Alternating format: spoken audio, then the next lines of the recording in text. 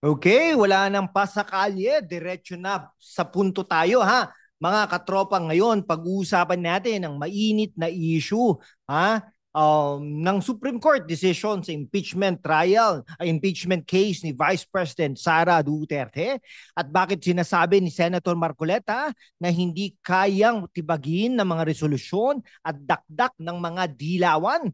Kaya ba talaga ng Korte Suprema na panindigan ang rule of law laban sa political noise o puro drama lang ba ito ng House of Representatives para sa mga kabataan at OFW sa US, Canada, Saudi, Dubai at iba pang sulok ng mundo mula Quezon City hanggang New York. Tatalunin natin ang usaping ito with facts, wit, and touch of shade. Tara, simulan na natin. Kamusta mga katropa? Welcome sa ating channel, ang inyong go-to para sa malalim, matitinik at matatalinong pag-aaral ng Philippine politics. Kung bago ka rito, smash that subscribe button na at aim natin ang 100,000 subscribers bago matapos ang taon. Para sa mga kababayan natin sa Riyadh, Dubai, Toronto, Sydney at Hong Kong, shout out sa inyo. Mga OFWs na laging updated sa politika ng Pilipinas kahit nasa ibang bansa. Ngayon, diretso sa mainit na issue. Ang Supreme Court decision na nadeklara na unconstitutional ang impeachment complaint laban kay VP Sara Duterte. Sabi ni Senador Rodante Marcoleta, hindi kaya ng resolusyon at dakdak ng dilawan na tibagin ang Supreme Court. Pero ano nga ba ang nangyari? Bakit galit na galit ang House of Representatives? At sino ang talo sa labanang ito? Let's break it down with facts, a bit of humor at maraming chika. Kaya mga kaibigan, buckle up. Sa susunod na ilang mga minuto, sasagutin natin bakit tama ang Supreme Court, bakit mali ang House of Representatives, at bakit parang teleserye na naman ang politika natin. Huwag kalimutang mag-like, mag-comment, at i-share sa mga kaibigan nyo sa Makati, Davao, Cebu, at kahit saan sa mundo. Kung gusto nyong suportahan ang channel natin mag-super thanks na rin please para may pagpatuloy natin ang ganitong content. Let's dive in. Okay ano ang Supreme Court? Ano ang Supreme Court decision at bakit sabi ni Marcoleta na hindi matitinag, no? Okay, una, alamin natin ang konteksto. Noong July 25, 2025, naglabas ang Supreme Court ng unanimous decision na idineklarang unconstitutional ang ika-4 na impeachment complaint laban kay VP Sara Duterte. Bakit? Dahil sa one-year bar rule sa Article 11, Section 3, Paragraph 5 ng 1987 Constitution na nagsasabing hindi pwedeng maghain ng ighit sa isang impeachment complaint laban sa isang opisyal sa loob ng isang taon. Tatlong reklamo, tatlong reklamo na ang na-file noong December 2024. Kaya't yung ika-4 noong February 2025 ay labag daw yon sa saligang batas. Sabi ng Supreme Court, null and void ab initio.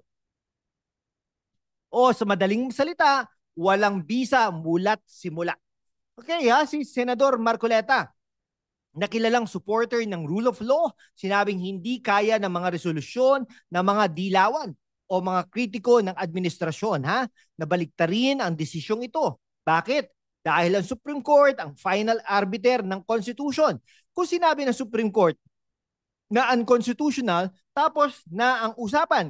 Pero teka, bakit galit ang ilang senador tulad ni Riza Ontiveros at Bam Aquino? Sabi nila, parang inaagaw ng Supreme Court ang kapangyarihan ng Senate bilang impeachment court.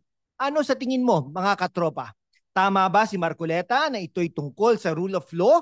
O may punto ang mga senador na natin na parang overreach ang ginawa ng Supreme Court? Let's add some humor here Parang laro ng chess ito, mga kaibigan. Ang Supreme Court, ang king, nag-checkmate sa House, at ang mga dilawan, parang mga pawn na galit pero hindi makagalaw. Pero seryoso desisyong ito ay malaking panalo para sa mga naniniwala na kailangang sundin ang proseso, tulad ng sinabi ni Marcoleta.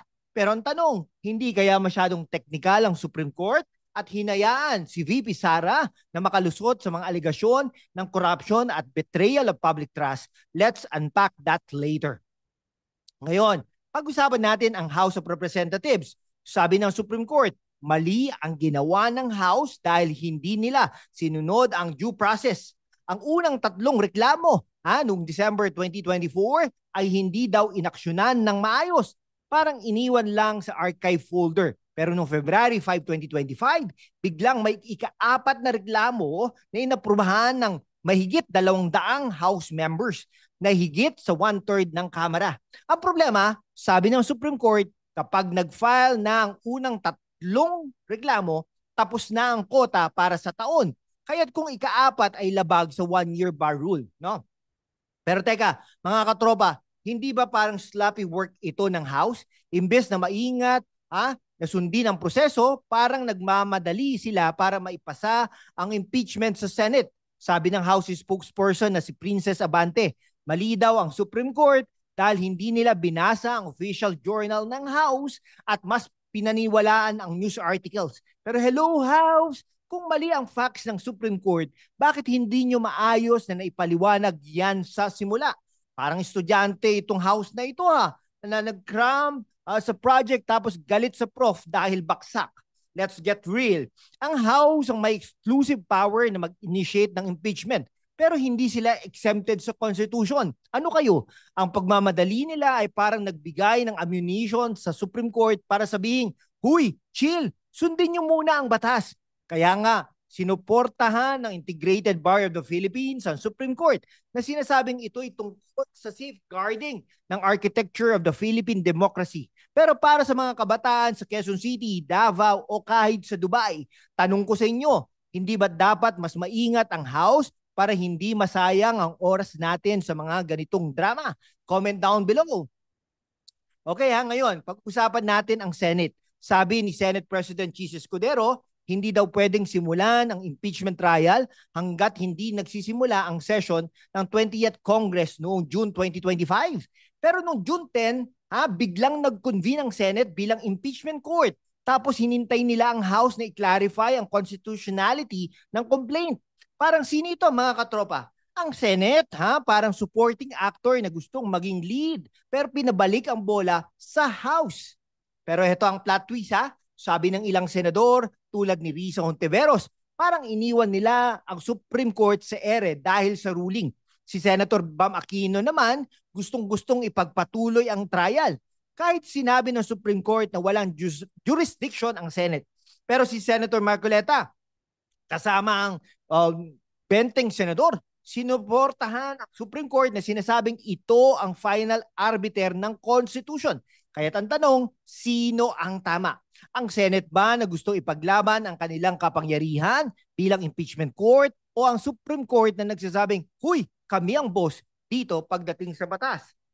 Para sa mga OFW natin sa Singapore, London at Doha, isipin nyo to, parang boss nyo na sa abroad yan, no? Kung sinabi ng boss ng mali ang ginawa mo, babalikan mo ba o susundin mo na lang? Ang Supreme Court ang boss ng interpretation ng Constitution. Kaya't sinasabi ni Marcoleta na walang laban ang mga resolusyon ng Senate o dakdak ng mga dilawan dito. Pero may punto rin ang Senate Kung hindi sila kikilos, paano na ang accountability ng mga opisyal tulad ni Vice President Sara Duterte? Okay, so anong epekto nito sa atin? Lalo na sa mga kabataan at OFWs. Una, ang desisyon ng Supreme Court ay nagpapakita na kahit gaano ka ka-powerful, kailangan mong sumunod sa batas. Pero sa kabilang banda, parang naging teknikalidad lang ang laban at hindi na natuloy ang pag-imbestiga sa mga alegasyon laban kay Vice President Sara Duterte tulad ng budget irregularities at betrayal of public trust.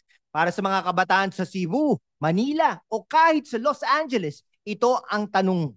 Gusto nyo bang makita si Vice President Sara Duterte na humarap sa trial o okay lang na protektahan siya ng teknikalidad?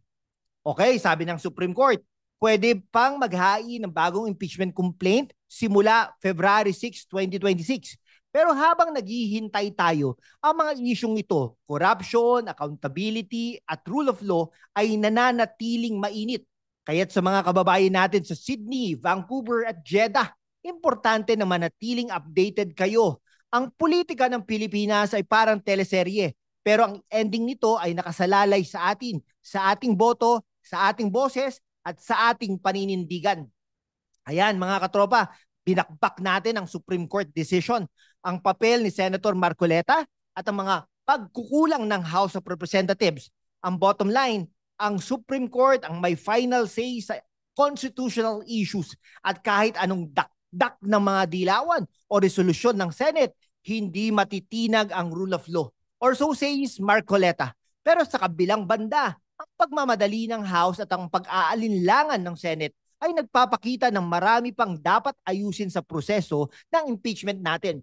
Okay, para sa mga kabataan sa Quezon City, Davao at Makati at sa mga OFW natin sa Dubai, Riyadh, Toronto at London, kailangan natin manatiling matalas at updated. Ang politika natin ay hindi lang teleserye. Ito ang hinintay natin para sa mas magandang Pilipinas.